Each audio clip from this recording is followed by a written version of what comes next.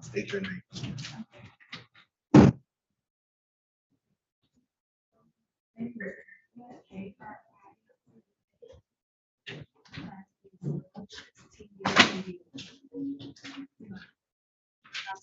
Raise your right hand.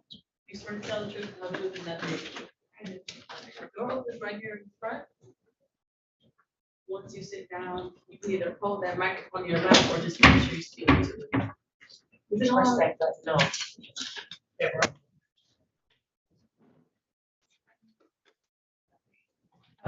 doesn't work. So you can pick up the microphone if you want. There you go. Morning, could you please restate your name for the record? Yes, Erica, ARICA, SPUDDS. And I want to take you back to the date of June 20th, 2023. Do you remember that date? Yes, I do. Were you at 18040 Sorrento Street? Yes, I was. Is that in the city of Detroit, county of Wayne? Yes, it is. What is that location? That's me and my family's house. Do you live there? Yes. And did something happen that brings you into court today? Yes, someone broke into our house. Okay. And when you say someone broke into your house, what were you doing at this time? I was asleep at the time. Okay. And did you wake up at any point? I did. I woke up and I saw someone standing over me and my 3-year-old. And when you say someone is standing over you, is there anyone present in the courtroom today who you came into contact with on that date? Yes. Could you please point out the individual and identify an article of clothing they were wearing? The guy right there with, looks like black pants and a black shirt. And the record reflect the identification of the defendants. And when you said the defendant was standing over you, how close was the defendant to your bed? So I would say it was definitely foot length because I was able to keep him when I started screaming and kicking. So I'd probably say about maybe 2 to 3 feet. And you said you started kicking at him? Yeah, And where is the room that you were sleeping in located? on the top level of the house. Do you know this individual defendants? No, I don't. After reading the paperwork that you guys gave me, I determined that his grandmother stays on our block. But as far as me knowing him, no. And so, does the defendant live in this location? What, at my house? Yes. No, Did the defendant have permission to be in your home? no, And has the defendant ever had permission to be in your home? no. And what happens after you were started kicking at the defendant? He said something along the lines of, okay, bro, or something like that, and he walked out. And when you say walked out, do you mean walked out of the room or walked out of the house? Well, from my ocular vision, it just appears that he had walked out of the room. And after the defendant walked out of the room, what did you do? So I secured my 3-year-old, left him in the room. I threw in the first thing I could find. And I ran downstairs because I wanted to make sure that one, he didn't go anywhere else in the house where my other son was, or my mother, or my sister. And then if he went outside, I wanted to make sure that I got a proper description. But that's when I was greeted at the door with the police. They had me handcuffed. So by the time that you got downstairs, the police were there? Yeah. And you said the police detained? Yes, they did. Did the police have in custody the same individual that you woke up to in your room? Yes, they did. And was anything taken from your residence? My car keys. Did the the defendant have permission to possess your car keys? No, he did not. Did the defendant have permission to take your car keys? No, he did not.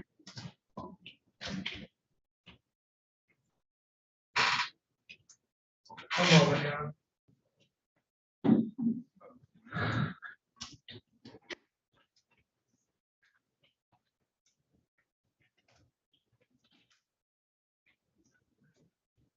And did you see the defendant with your car keys?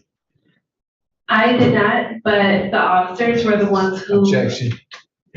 Has been impossible hearsay. Mr. Carney, Did you observe the officers take possession of your car keys? I did. And where did the officers take possession of your car keys from? They already had them with them. But then I renew my objection, because she was asked whether she saw something, she said she did, but it's obvious from her answer that she did not. she did, based off what you're saying. So, perfect. Correct.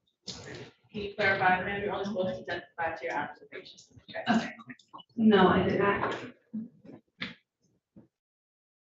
I have no further questions. Ron, Thank you. Morning, Ms. Stubbs. Good morning. My name is Tyrone Baker. I represent Mr. Hardin to ask a question. I should you don't understand. So you know I'm asking it. Yes, sir. My understanding is that in essence, this situation started with you waking up and observing Mr. Hardin. Is that correct? Correct. At some point you said that you kicked. My question is, did you kick at him or did you actually physically kick him? I did actually physically kick him because I felt my foot meet his stomach or his chest area when I started to kick and scream. You said his response to that was something to the, I know you may not recall exactly, but something to the effect of, okay, bro, and then he walked out of the room. That's correct. I believe that maybe you talk, of course, talk to the police about how it did, right? Correct. This individual, he didn't touch you anyway, right?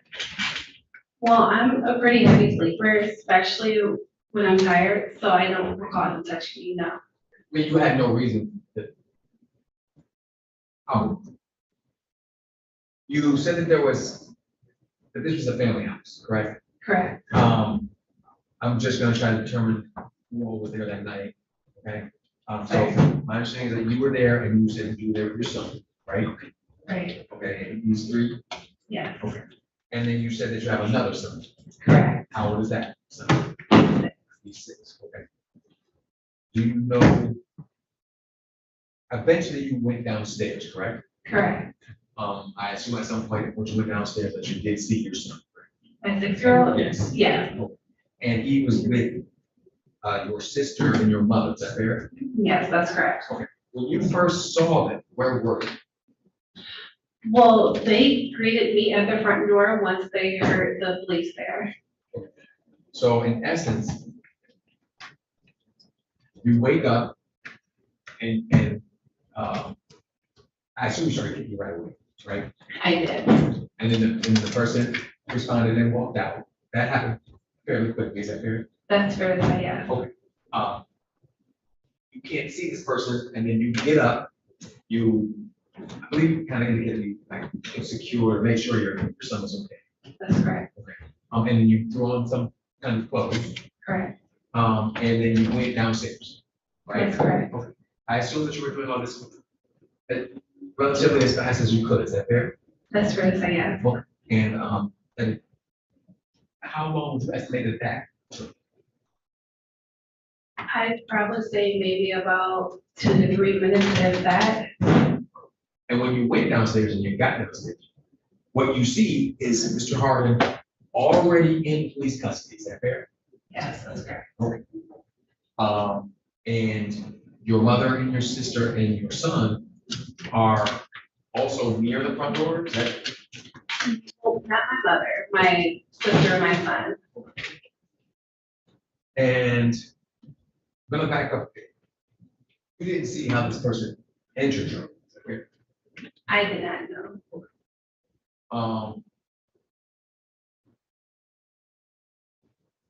You never saw this person with any items in their hands, correct? No, not from what I thought.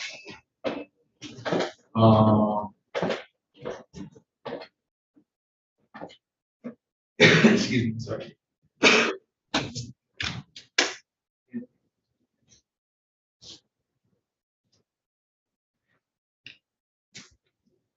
Is it fair to say that you don't know how long this person had been there before you encountered? That's fair to say yes. Would I be correct in saying that, other than most of the questions I've asked, that the other things that you know or believe about this incident would have been told to you by either your sister or your mother? Most things, yes. However, we have several ring cameras and they did catch film on camera attempting to aggressively enter our gated area where our side door is, as well as my vehicle. So just, and that's fair and responsible. So you're saying that other than what I just asked, you, that you also watched some ring video, is that correct? That's correct. Okay. On that ring video, you never saw Mr. Hardy on the phone, correct? I did not, however, towards the end of the ring video. That's just a question. No, You never saw him enter your home on any of the ring videos, right? correct. And I believe, oh.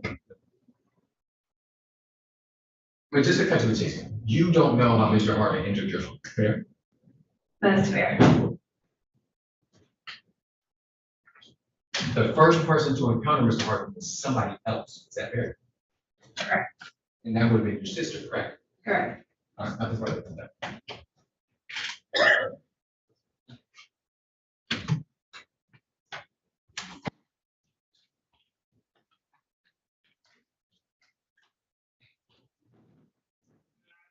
You can step down, you're all set. Thank you. You put the microphone away. Oh, here we go. Thank you.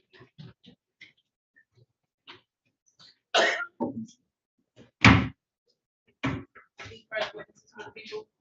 Yes, at this time, the people call Alexis Shannon.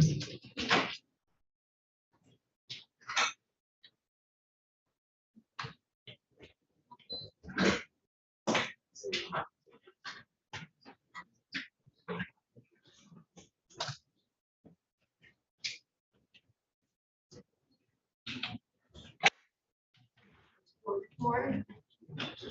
Officer Williams.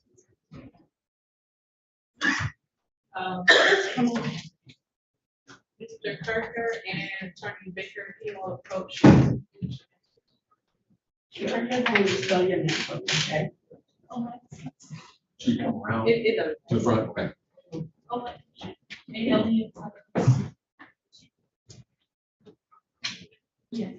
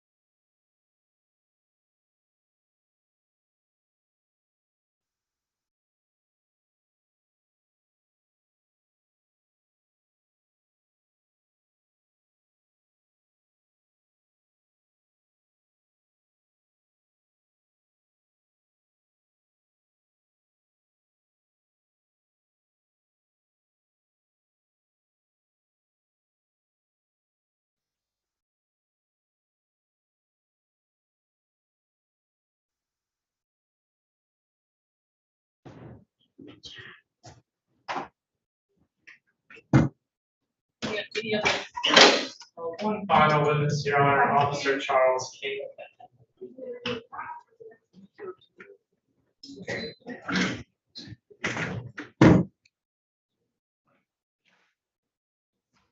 Officer King.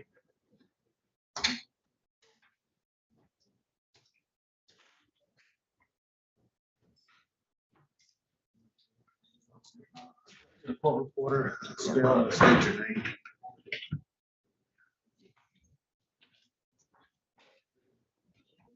All right, there. Clarence King. CEO. And guard.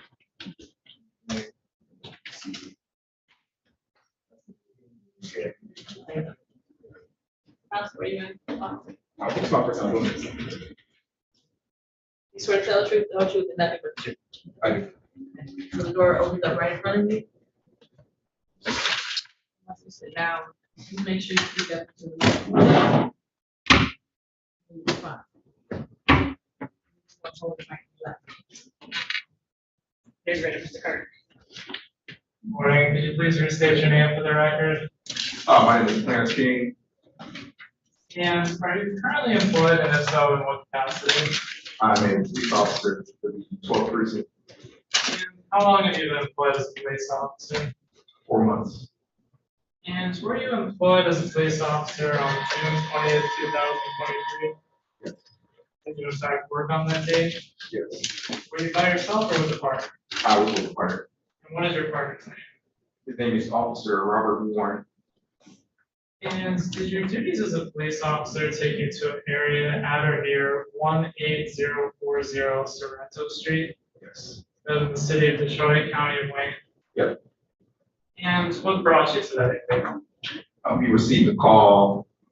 Neighbor said she heard some, her neighbor's screamers. A neighbor stated she heard someone screaming next door. And what happened when you made the scene? As soon as we made the scene, we observed the defendant there coming out of the house. The victim, And when you say the defendant, is there anybody present in the courtroom today that you came into contact with on that date? yes, we came into contact with Mr. Darius Harding. Could you point out that individual and identify an article of clothing they're wearing?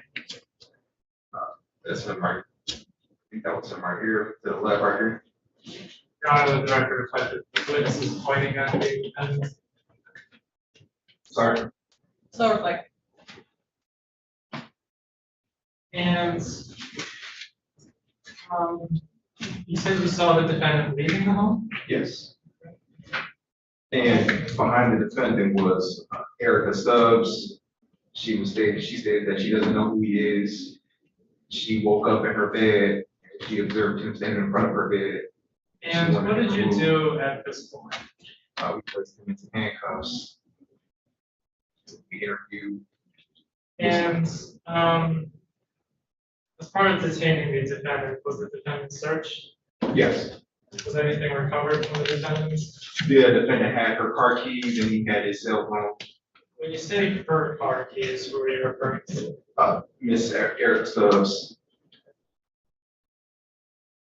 And were those items placed into evidence? Yes, her car keys were returned back to her because she was already there, but his cell phone was taken with him to the DEC.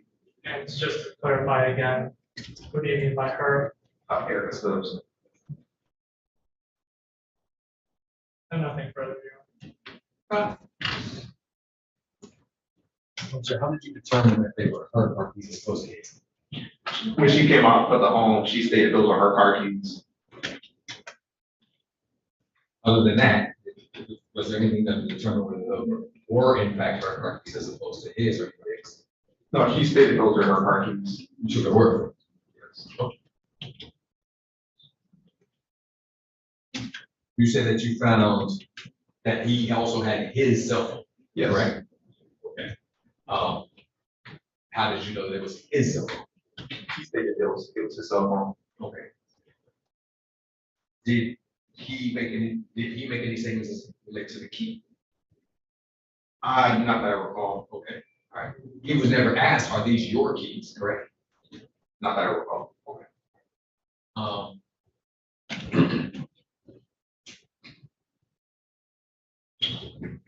Other than the keys and the phone, he didn't have any other items, correct?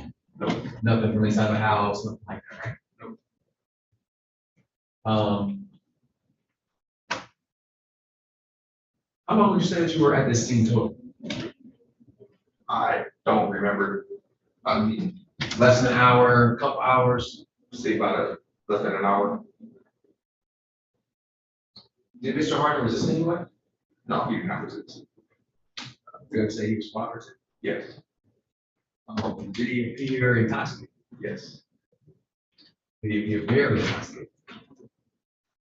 What do you mean Well, by I there? asked you your opinion.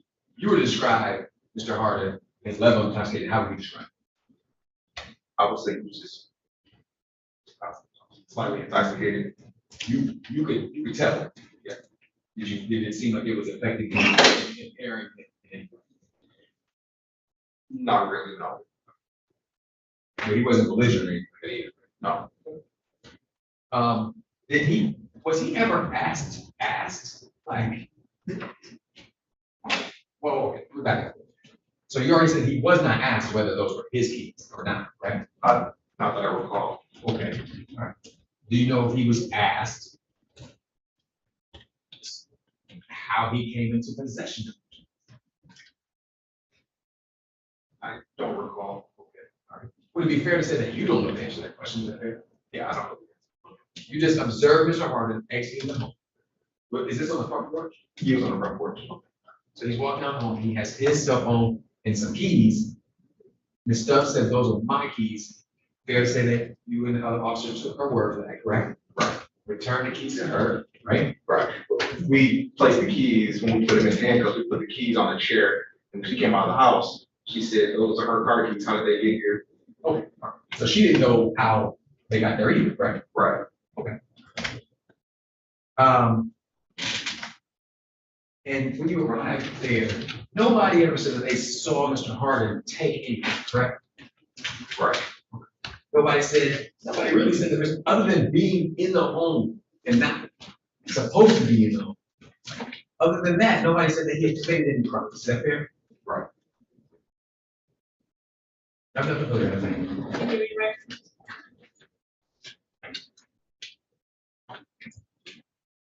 I just wanted to quickly clarify about the keys. You said you recovered the keys off the defendants. Yes, he was holding it in his hands. He was holding the keys in his hands. And I'm Couple things. You step out.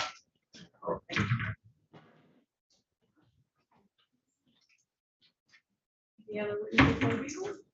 I have no other witnesses.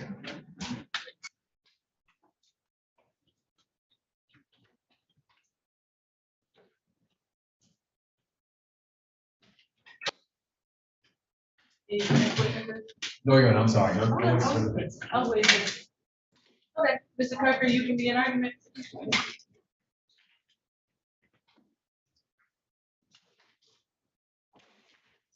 Your Honor, at this time, the table is moved to find over the defendants on count one, home invasion, first degree, and reserve arguments.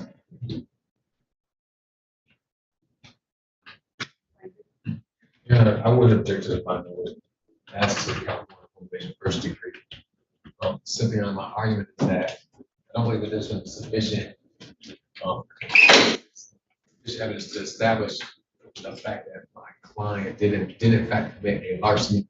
A larceny requires a specific intent to deprive of something. In this case, what we have is, in essence, allegations of testimony is that my client is accused of entering this home. It's clear from all testimonies that it's without permission, that he's encountered both by Ms. Shannon and by Ms. Stubbs. That I think it's important to point out that it seems that there must be some period of time that passes with Mr. Harden inside the home because Shannon is thinking, hey, like kind of downstairs, and he went upstairs, and came back downstairs and left. She also testified that she did not see him with any possessions or any items in his possession. Ms. Stubbs indicates that she encountered Mr. Harden, that she kicked at him, that he, in essence, immediately left, and that she never saw him with any items as well. He's then encountered on the porch. Officer testifying that he had in his possession a cell phone and some keys. They took the keys, they placed them down. The stuff came out, said those were my keys. And there's no showing, Your Honor, of one, how Mr. Harden came to be in the possession of the key. Two, I think we're talking about car keys as opposed to, say, a television or any other, any number, a wallet, money, any other items that may have been inside of the home. Because obviously the allegation is that, it's an allegation of larceny. And at the end of the day, there's no showing that it's just, for one, I think there's still there's an issue about were they in fact missed stuff? Because as the officer testified to, my client was never given a chance to say, no, those are my keys. He had his phone and a set of keys. I would just argue, Your Honor, that my client had a larcenous intent. Certainly there were numerous items inside the house that would have made a lot more sense to try to steal other than a random set of keys. There's no showing that this could have been an accident. There's actually no showing that these were in fact actually Ms. Stubbs' keys because we don't have any pictures of the keys. We haven't presented any evidence or documentation about which keys we're talking about. So I would just argue, Your Honor, that there's no showing of the actual larceny in that, Your Honor, what we have here is an entering without permission. I would ask the court to reduce the charge to that.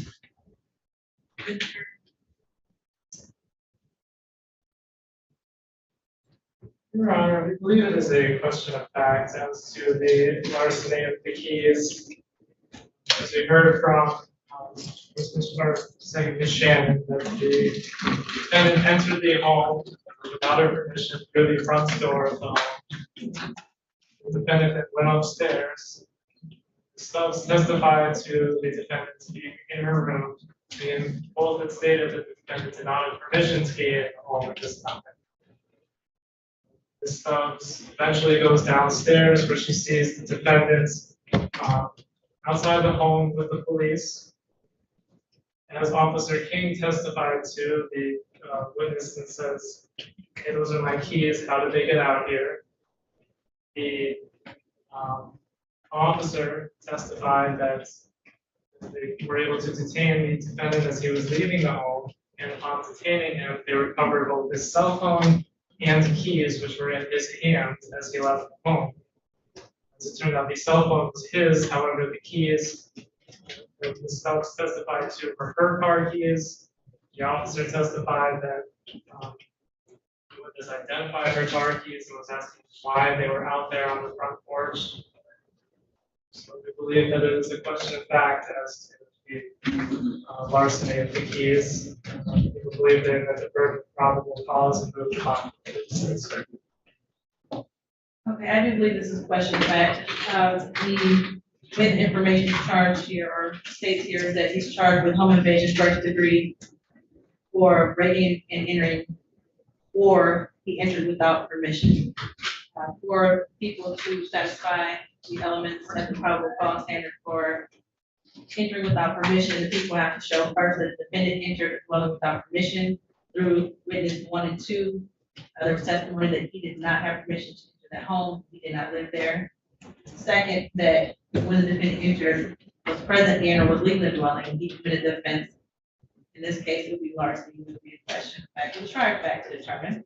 There's testimony that Ms. Stubbs stated that the keys that the police officer handed her, Officer King, or she didn't say which officer actually, saw the police officer with the keys and that they were returned to her. Also, Officer King testified that the keys were returned to Ms. Stubbs. So it's been enough established here that those keys were Ms. Stubbs. And also, third, that when the defendant entered, was present or leaving the dwelling, another person was lawfully present in the dwelling. We have testimony from Ms. Shannon and Ms. Stubbs that they were in their home when the defendant entered. For home invasion, first degree breaking and entering, similar slight, different standard, or not standard, but different elements. First, the defendant broke into a dwelling. There was testimony that Ms. Shannon saw the defendant open the door that was once closed. And for breaking into a dwelling, opening a door is enough for us to count as a breaking. Second, that the defendant entered the dwelling, same information, that the defendant was inside of the home, in the kitchen and upstairs. Third, then when the defendant entered, was present, or was leaving the dwelling, he committed the offense of larceny. That was the same elements or same facts from from the entry without permission, that there were keys that were in the defendant's possession that Ms. Stubbs stated were hers and returned to her. And fourth, that when the defendant entered, was in present and or was leaving the dwelling, either of the following circumstances existed. A, was armed with a dangerous weapon, which is not the instance in this case, but B, another person was lawfully present, that being Ms. Stubbs and Ms. Shannon. There is testimony that Mr. Harding was intoxicated, and through the statements that were brought out from Ms. Stubbs and him saying, "Okay, bro," and walked out of the room, the intent will be something to address at circuit court, as he may have been drunk. That's not a defense. However, it will go to whether or not Mr. Harding intended to actually commit a larceny, or whether he was confused as to which house he was in and whether those were his keys. So I will bind you over, Mr. Harding. People have minutes burden of proof here at the probable cause standard. So you will be arraigned on your information July 26th, 2 weeks from today at 9:05 a.m. And that will be either in person or on Zoom, depending on which judge you are assigned to. Okay, anything else you require? Yeah, may I have a question in terms of bonds? Sure. 100,000 personal with no contact with the complaining witnesses, directly or indirectly, GPS tether requirement, house arrest, allowed to travel for court and or medical, and that's all I have here. Officer charge. Oh, okay, thank you. Attorney Baker, do you have anything to? No, you're not, that's good. Okay. Oh, I actually lifted the house arrest on the 30th of June, after the bond determination. I lifted his house arrest, curfew was 8 p.m. to 6 a.m., still no contact with me. Now that I know the location, the facts of the case, no contact with the house that has been discussed on the record today, or the complaining witnesses at that. Okay? All right. All right, so you all set. Rock the record. Thank you, Your Honor.